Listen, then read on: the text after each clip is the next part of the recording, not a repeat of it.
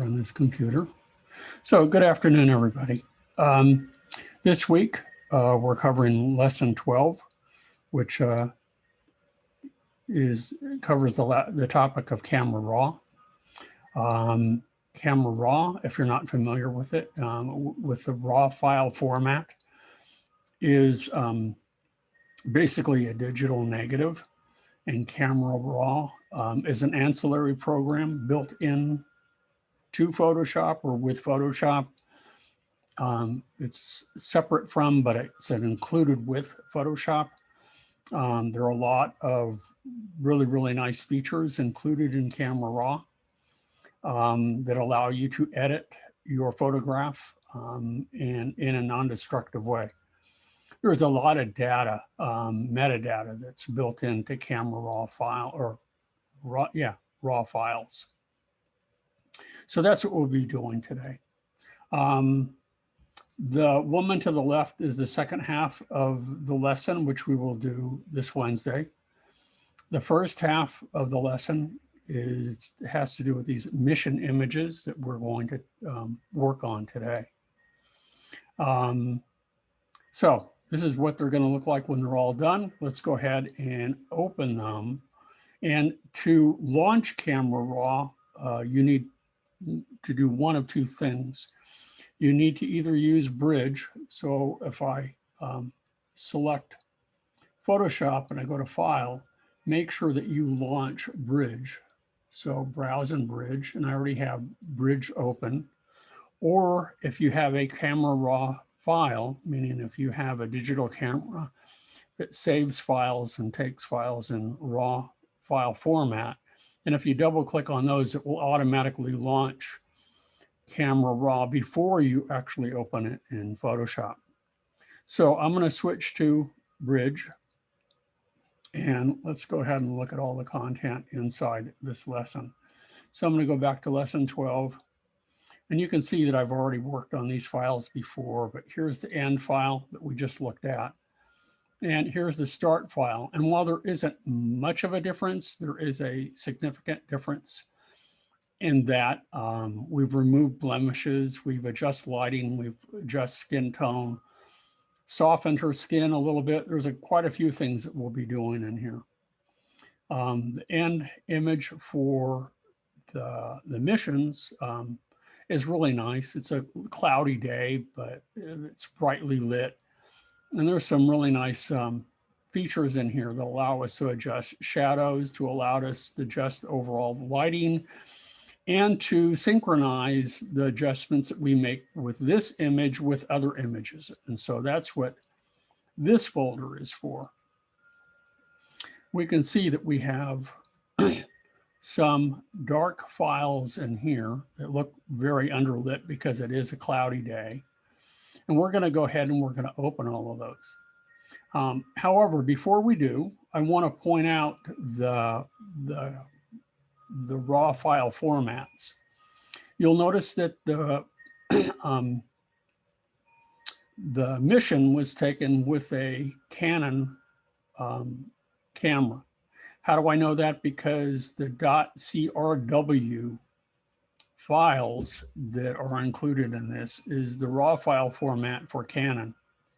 If we switch back to lesson 12 and we look at the start file for the young woman here, you'll notice that it ends in .nef. Well, that is the Nikon digital file format, or raw file format.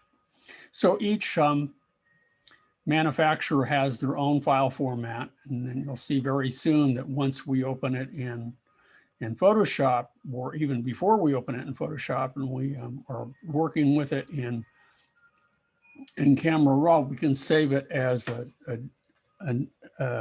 Photoshop digital negative file. So I want to select all three of these, and also I'll select the first one. I'll click on the first one, hold down the Shift key to make sure that I have all three of them. And then I'm going to go ahead and double click, and notice that it doesn't open in Photoshop, but it opens in Camera Raw. So I have this arranged so that it's to the left The default setting in the newest version was at the bottom. It's up to you where you want to put it. And so let's take a tour of Camera Raw before we get into actually editing these photographs and brightening them up a little bit and changing the shadows and the basic lighting, exposure, and that sort of thing. So let's go over to the left. These are the 3 files that I just opened. Okay, and you can switch back and forth between them if you wish. If we look over to the right, if I click on this little button right here, this says convert and save image. So if I click here, and this is what we will do shortly, we can save it by default as a DNG file. That's the digital negative file format that Photoshop offers. Then in addition to that, if you're, you can select a specific folder that might be unique and different from the one that you opened it from. You also have a file naming system at your disposal, which can get kind of complicated. You'll notice right here, the default setting here is mission1.dng. So that would be your digital negative. If we want to add to that, let's say, for example, you want to add a serial number to this, or you want to add a date. So let's go ahead and add a date. So notice that it's adding that to the name. And I can come down here and maybe I want a 3-digit serial number. So that would be added to it. And then you can see that the beginning number here is 001. And the file extension will be DNG. So the format is going to be a digital negative. So this gives us lots of options for how we name all of these to keep track of them all. So this is specifically for, usually for photographers. That's what that's about. Then we can go in here into our settings. So here's the Camera Raw preferences. And you can see that under orientation, I have vertical. But you can see that if you want to use legacy shortcuts, we can. Pan and zoom, you use Lightroom style zoom and pan for that if you wish. I'm just using the default settings right now. Okay, so that's the general. If we look at file handling, again, you can change certain parameters for that. If you want performance, I leave it to auto right now. That has a lot to do with how much memory, how much RAM your computer has. And right now I'm just using global defaults, and your workflow, I'm using, again, the defaults that are left here. The resolution will be 300 pixels per inch. Bit depth is 8 pixels. You might want to switch that to 16. The space that we're using is Adobe RGB 1998. Okay. Let's see what else we have in here. So there's all sorts of things that you can change in here. So I'll change that. Then we come down here. So we have our graph of this particular image. And you'll notice that I click through here. We can see for the RG and B, the distribution of the colors in here. You can see directly below that this was taken with an ISO of 100. That was the film speed, even though it was digital. You can see that the lens was 18 to 55 millimeter, and it used a 37 millimeter setting. The f-stop was f10, and the shutter speed was 1/200th of a second. So there's a lot of information that's given in here, a lot. If you want, you can click on here to see what an auto setting is.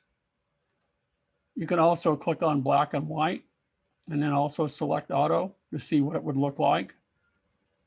So there's that's typically where I start, but we're not doing it my way. We're doing it the textbook way. So we're going to look at each of these properties. Now, when looking in your textbook, because they have updated this for 2021, the settings or the features here for basic curve detail, color mixer, and that sort of thing, look a little bit different now. They have their own little twirlies that we can click here, and we can look at all of these settings. And then you can twirl it back up, and then we can look at curves. We can look at detail, and you can change each of these independent of one another when we're ready to go. So what I want to do, let me finish this up here. We can click down here. Let's go down here. And right now I'm viewing this, it's set to fit. So it's at almost 60% of the finished size. You can change that from here. We also have this one if you want to click, look to remove, you know, those images to the left and just view a single image. We have this button right here that we can sort by capture data, file name, star rating, a whole variety of things that we can do for that. I don't want to use that. We can also look down here at this one right here. And again, we can filter photos by star setting, color label. We can show other features in here as well. So we're just going to leave these as the default right now. And you can click and you can use a star setting for these right now. So it's just a way of organizing your files so that when they go back and they're saved and they go into the bridge, that you'll be able to organize them a little bit more effectively. Since today, when we use digital cameras, we tend to take many more photographs than we would if we were using film. The last one over here is that we can cycle between before and after here. And right now we don't see a before and after because I haven't made any changes yet. And then we can click here to toggle default settings. Okay. And we can go back over here. You can see that as I'm clicking, you know, back and forth, you can see that this one goes back to the default settings of this one. And that's what I want. So I'm going to go ahead, since we're going to go ahead and we're going to work on that from the get-go. So let's go ahead here. Let's go ahead and I want this to go back, toggle. Oh, come on. I want to leave it here. And let's, for the time being, I'm going to look at the single image. So, and one last thing in here, you can cancel all of this. You can always hold down the Option key to reset everything if you wish. Okay, and that obviously changed a few things for me. You can also just click done and leave it alone. But again, any of the changes that you make in here are never permanent. The last one is that once you're done with this, we can open it. And there are a couple of different ways that you can open it. And this will be important for us.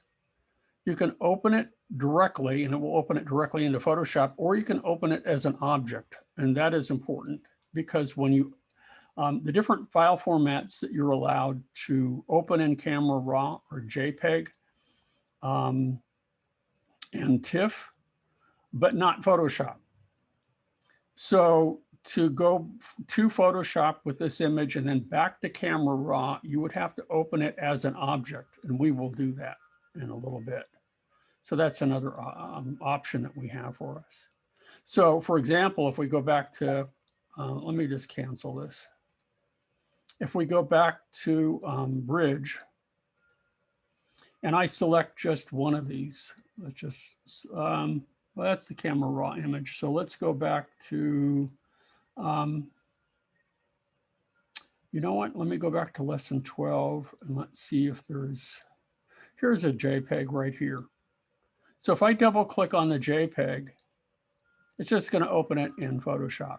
That's not what I want. If I want to open that in Camera Raw, and this would be true for a TIFF file as well, that you right click on it, and you'll notice that we can select Open with Camera Raw. So that's what we have here.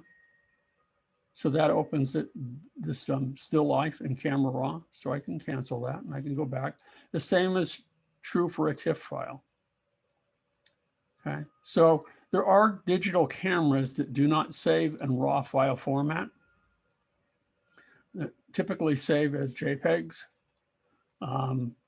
So to be able to save them as DNG files and, you know, create a digital negative of them,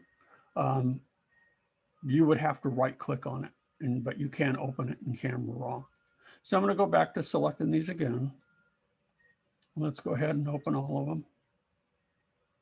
And it opens it up here. So the next thing is that you notice that all of these photographs were taken on the same day, but whatever changes I make to one, and we'll select this first one is the key photograph, I want them to take place to the others as well.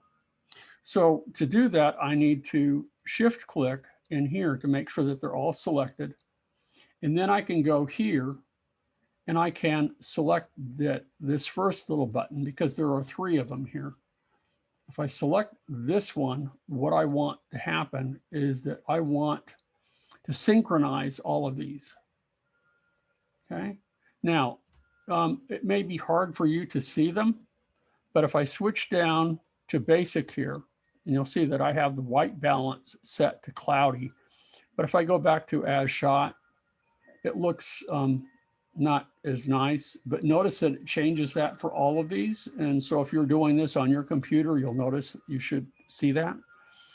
Likewise, if I go way up in the exposure, notice that they all change. That's really an obvious change. So let's take this back here to 0 so that I'm affecting all of them at the same time, which I think is a really strong feature.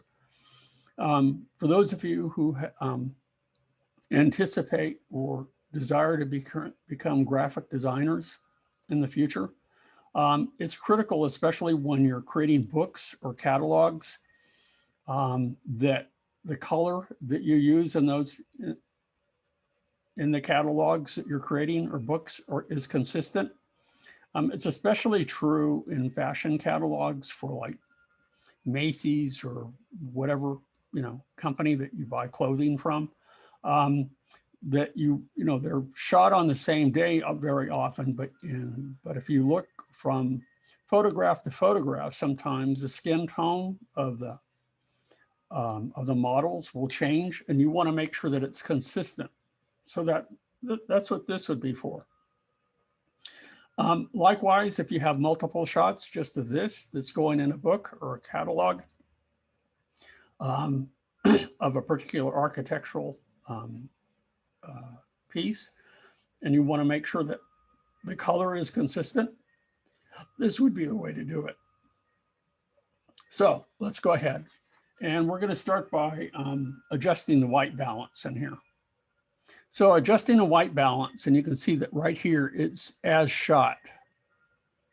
That's the first, you know, what I did here is I clicked on, let's go back up here again. This is new to me as well, but I want to make sure that, well, I'll just leave it here. Oh, there it is right there. There's a little twirly. I was looking for that.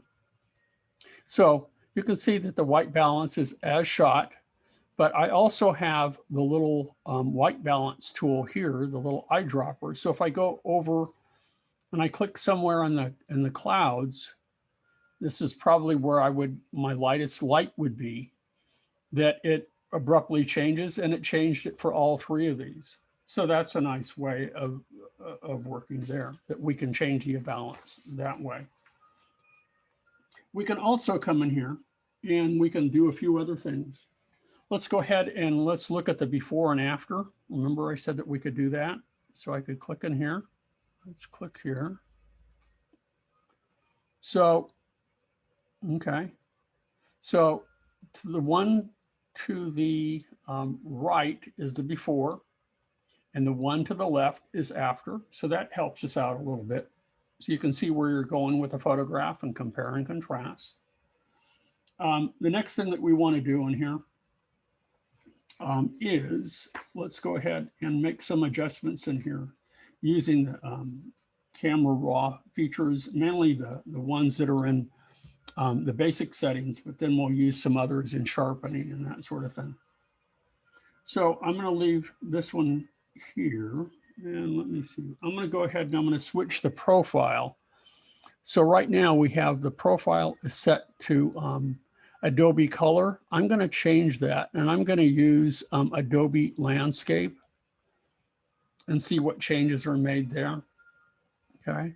And notice that there's shifts in temperature and tint when I do that. Okie doke. And, you know, if you're not happy with these settings, then don't. But that's why, you know, then you can go ahead and you can tweak them individually to your liking. So we're going to go in here and we're going to change the exposure. And I'm going to look at the book settings here just so that we can match the book, what the book has done. And I'm going to increase the exposure a little bit to 0.5. Okay. There we go. So I want, here is the after, the right. And I'm going to go ahead and I'm going to change the contrast to none. So that will be the same. Highlights are going to be a -20. And shadows, we want to be +70. So we're going to increase the shadow 70 settings. Now this looks really, really bright. So I'm going to go ahead and change that to 70. Now, I don't know that I particularly like their settings, but that's the way it goes. Whites, we're going to change to +20.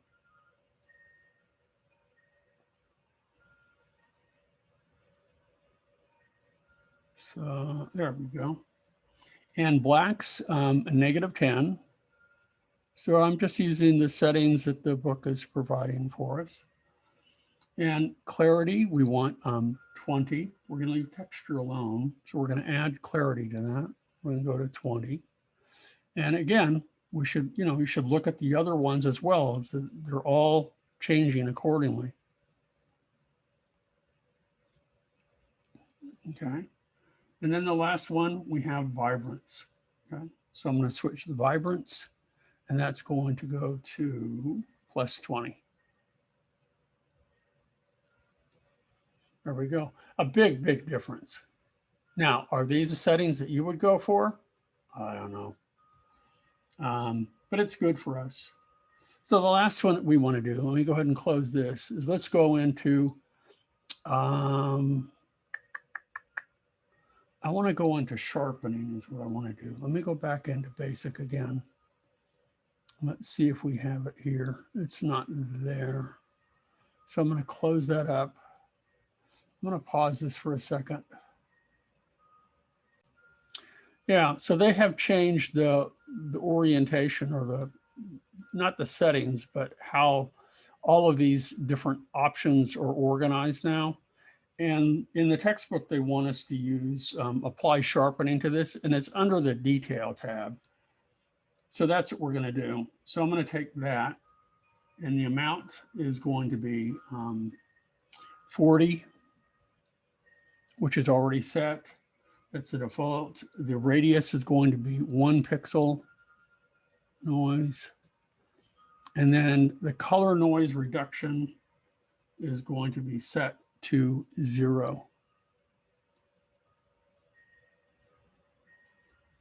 So we have 40 or 1, and detail. There we go. We have amount. Let me go over this again. 40. We have radius is 1. Okay. Making sure that I have the same one. Now, yeah, sharpening amount is set to 40. So we'll go with that. Okay. So we're going to leave that. Big, big difference. Huge difference. We could use masking here. So let's go ahead and let's move the masking slider. So let's find that. So I'm going to change the slider. Let me go ahead and pause this again because I have to. So what they have done here is that they have all these little twirlies for us to under detail to fiddle with. So under sharpening, if I click on this, it gives us even more settings. So this is where we're going to change the radius to 0.9. Okay. We're going to change, move the detail slider, and it's already set to 25. And then masking, we're going to move it to 70. How do I know this? Again, it's just I'm following the book. So the goal of this, though, would be to go back in here and to tweak some of these yourself and to see what they do. Really, I mean, that works really well. That, for example, the noise reduction is set to 1. But if I crank that way up, you know, to see if you can really see any settings or not, I'll leave that at 1. Color noise reduction, again, slide it all the way to the, you know, the top, see if you see any changes. If you don't, then it's not having much of an effect. That's the goal to do with all of these, you know, to see what they do. For example, let's switch to the color mixer to see what that does. So if I go to the color mixer and I want to enhance the reds, or I want to change the red properties, right now the default is that they're all set to 0. But if I adjust this like so, is that having an effect? Yeah, not really much. If I want to check the oranges, let's see if those have an effect. Yeah, all those have a huge effect. Look at how green the building looks. So if you wanted more green in there, you could, but I don't, and they don't. We want the mission to be more on the pinkish side. But that's what you can do. If you use the sliders and you push them to an extreme, that's works really nice. So I'm going to move my head over here. I'm going to change that. And then I already set the sync settings so that they're, you know, they're good to go. I did that in advance. And then the last step will be to go ahead and to save this. So saving the settings, okay, is a raw file format. Remember I said if I want to click on this button right here and I want to save it, then you have to decide, and I'm going to go ahead and I'm going to create a new folder for this. So I'm going to save it as a DNG file. And then I don't want it in the same location. I'm going to click a new location. Okay.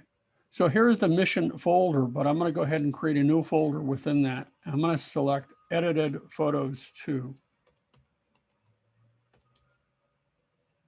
Hold on one second here. Let me cancel that for a minute. Okay, so let's do that again. In the mission folder, I'm going to go ahead and create a new folder here, and I'm going to say edited photos 2, since I've already done this before. 2. Create a new folder. So that's where they're going to go. So I've selected that inside my lesson folder. And I want the document name. I'm going to go ahead and let's select just the 2-digit serial number, and it's going to start with 1. And we're going to go ahead and I'm going to put the date here. And you know, they have a number of different ways of specifying the date. So month, day, year, we'll just do that. DNG file, digital negative, okay. Compatibility, camera raw, 12.4 and later. If you need to change that, you need to go back to a much earlier version, you can do that. JPEG preview, medium size is fine.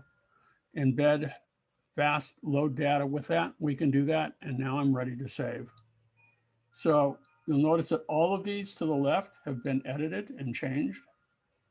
So we're going to go ahead and save that. So now it's saved. You can see that the before and after is considerably different. The one to the right, the settings that they provided is have more of a postcard feel to it, kind of a 50s, 60s postcard feel. So the next step, maybe we will have, we're at 2:36. So yeah, I said today might be a little bit short. So you have an option here, and I'm going to show you the option for opening the file in Photoshop, that if I just click open, it's going to open it. But if I want to go back to Camera Raw at any time, then what I'm going to do here is I'm going to say we can open as a copy, or we can open as object. So these are our, aside from just open, I'm going to open it as an object. It's going to take me back to Photoshop here. And you'll notice that there is, let me go ahead and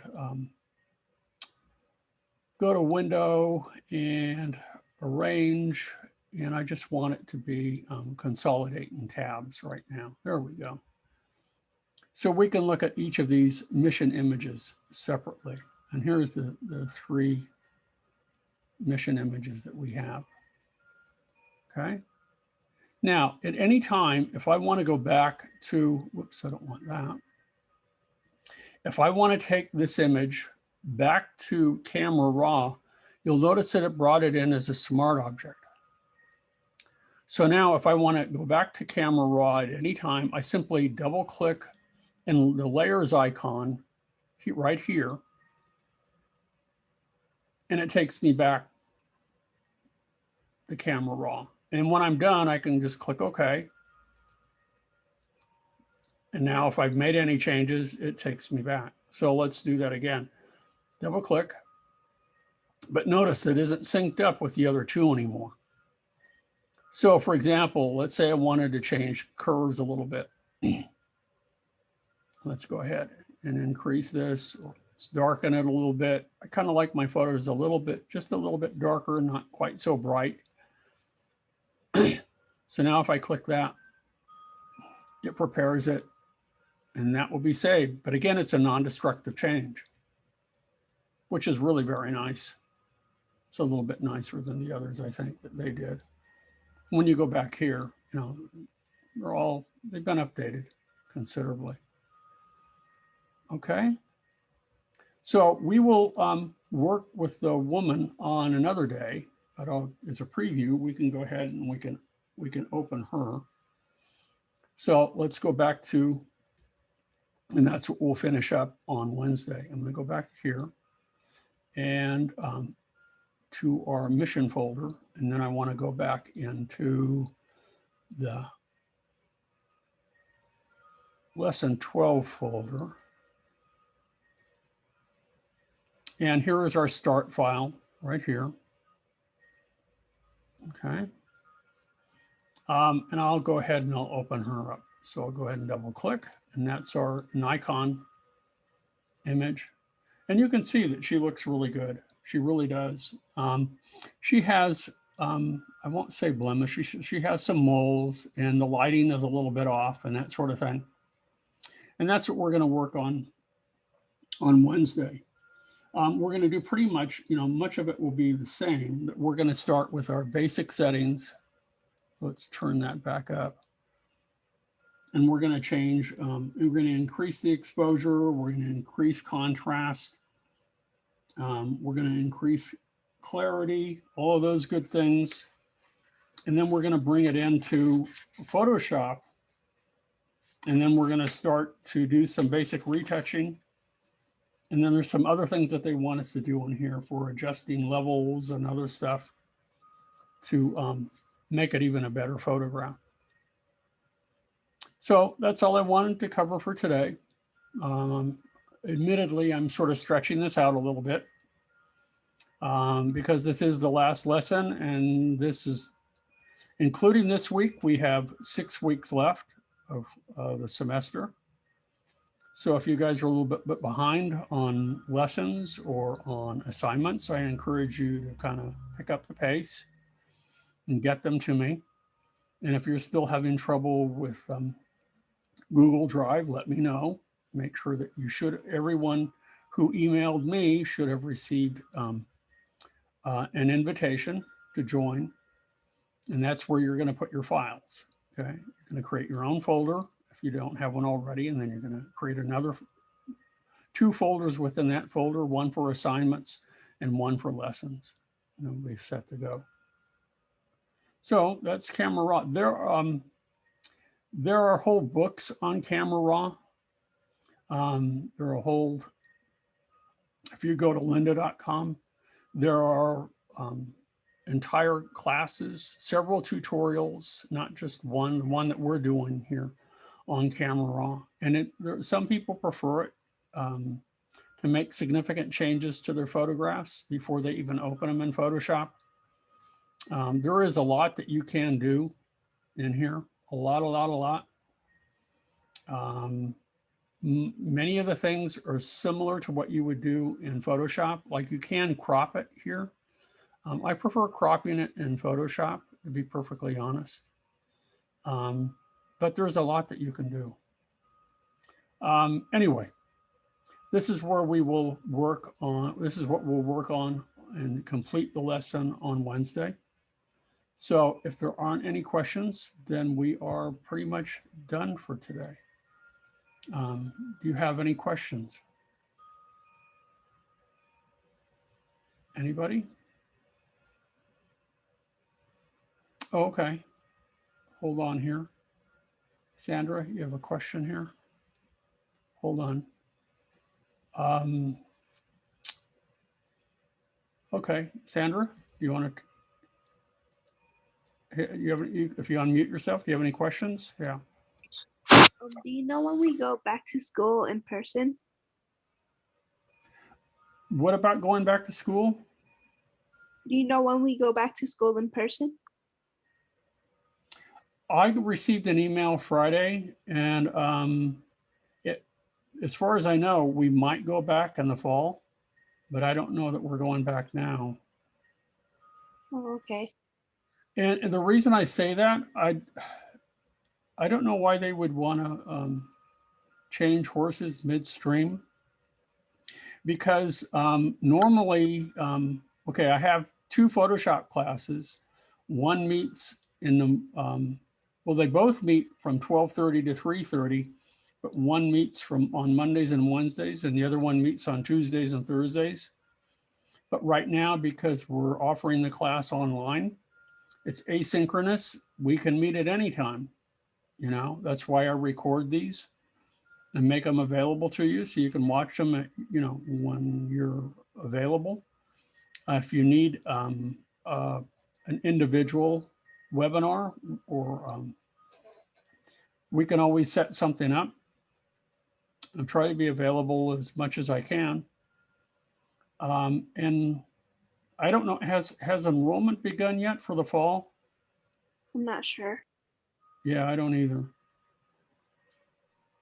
How about the summer? Because the summer was already specified to be online.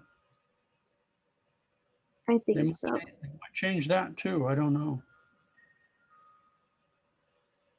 But I know that you know, there is talk about going back on campus, but I thought it was for the fall. Oh, Okie doke. okay. Thank you. That helps you. But as soon as I receive notice, and I know that I have a division meeting this Thursday, I'll let all of you know if there's a definitive answer I can give you. Thank you. Okay, you're welcome. Anybody else?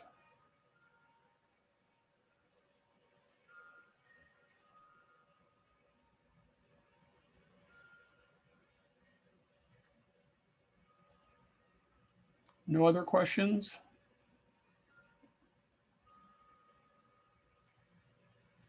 No? And does anyone have any questions about the digital painting?